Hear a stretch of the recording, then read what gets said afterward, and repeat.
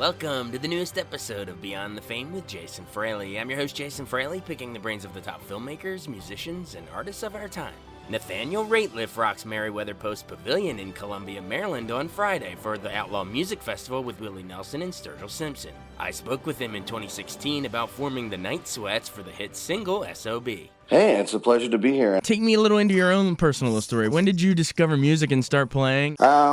Growing up in rural Missouri, my parents were both musicians and played in church, so I kind of grew up, and music was just a really big part of their life, and family was really important to them, and that's kind of what we did. We'd listen to music, played music together, and worked together, and so it was just kind of always there. It seemed like a real natural thing. It wasn't wasn't ever forced on me. I wanted to play drums when I was 7, and my parents were broke, but I think they bought my first drum kit for $35, which was a lot of money back then, in the early 80s, It went a lot further back then.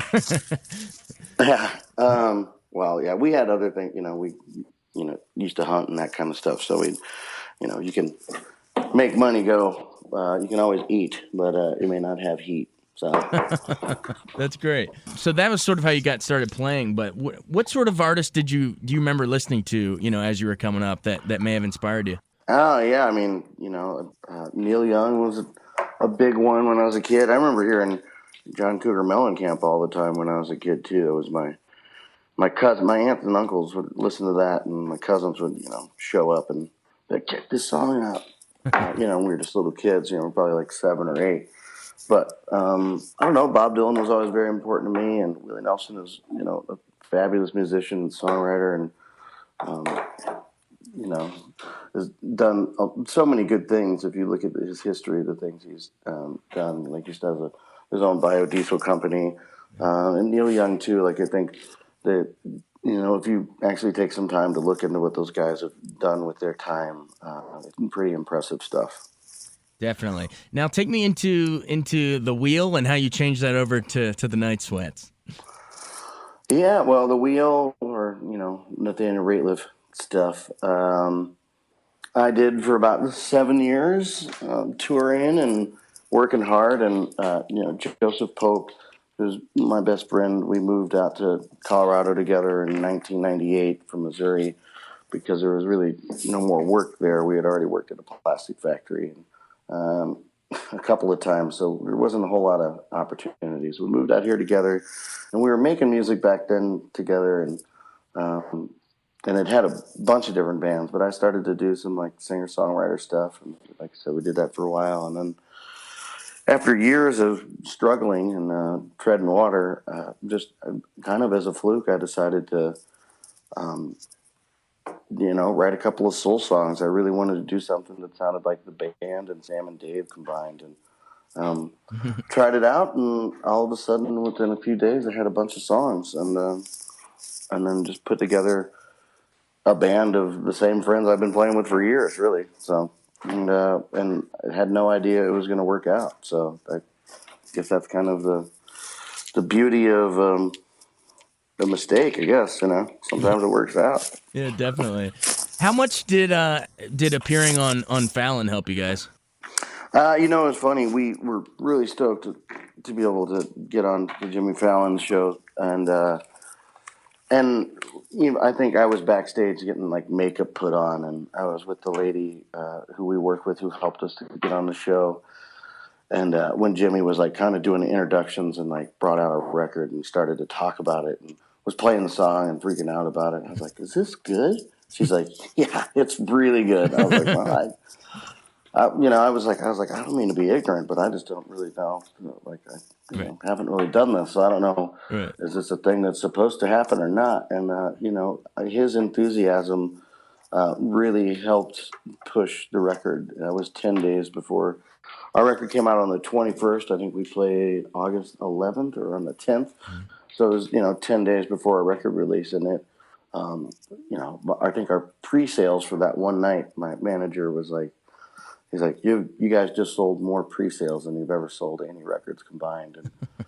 And, after, Joseph and I have been playing music together for over 20 years. So to struggle for such a long time and then for something like that to happen out of nowhere, a surprise and a blessing. And I think pretty much the last, 18 months of our lives have been really just kind of humbling and surprising. And every time we go out and people keep coming to see us, it's, just a real blessing. That's so cool.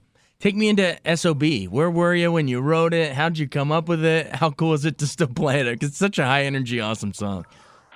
I actually kind of wrote, I wrote it sort of making light of a situation for when I was on tour by myself and had screwed a bunch of things up, so I decided to quit drinking and ended up having DTs, delirium tremors. Oh, wow. And I didn't know, I thought that was just like old man business, but I guess it happens to young guys too.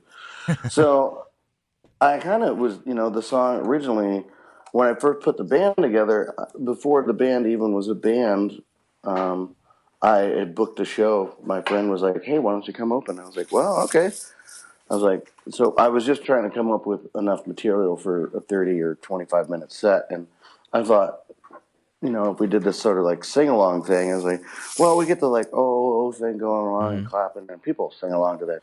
And then, basically it was just like, I was like, and then we can keep going back into it. And then I was like, I'll dance and do something stupid.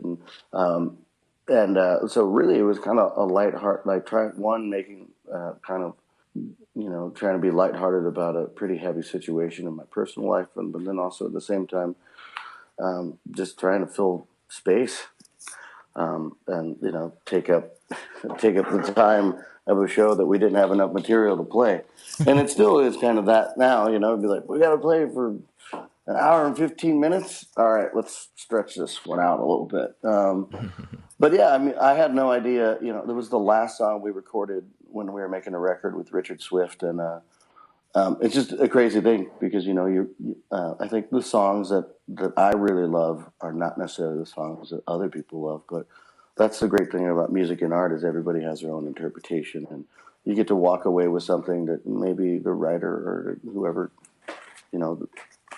came up with the idea or the photo or the painting or the book you're reading might have meant something totally different than what your experience is from it, but that's the great thing, the beauty about our shared human experiences. We all get to walk away with something different.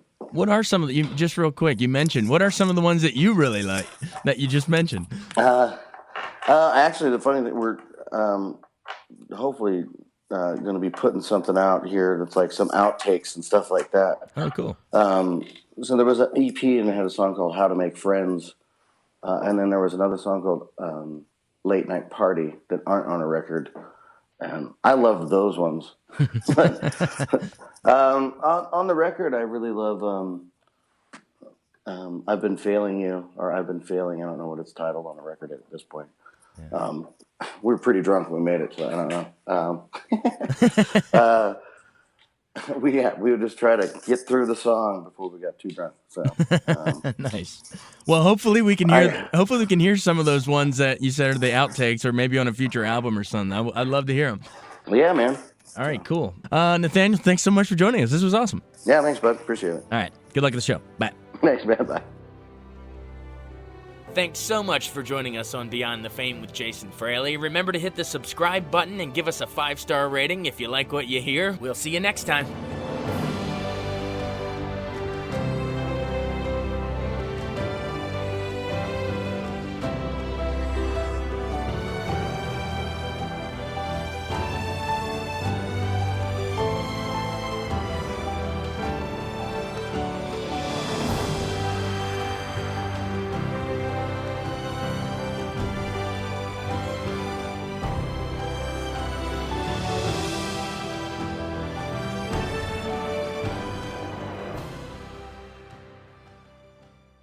I wanted to take a second to tell you about an app I really enjoy. Living in the DC area is great, and Podcast DC gathers all of the local shows that I like all in one local app. Health, sports, local news, politics, and so much more. Podcast DC is the new local app with hundreds of DC area podcasts to choose from. I can earn exciting rewards just for listening and share the podcasts I love instantly. Available in the App Store or in Google Play, listen local with Podcast DC.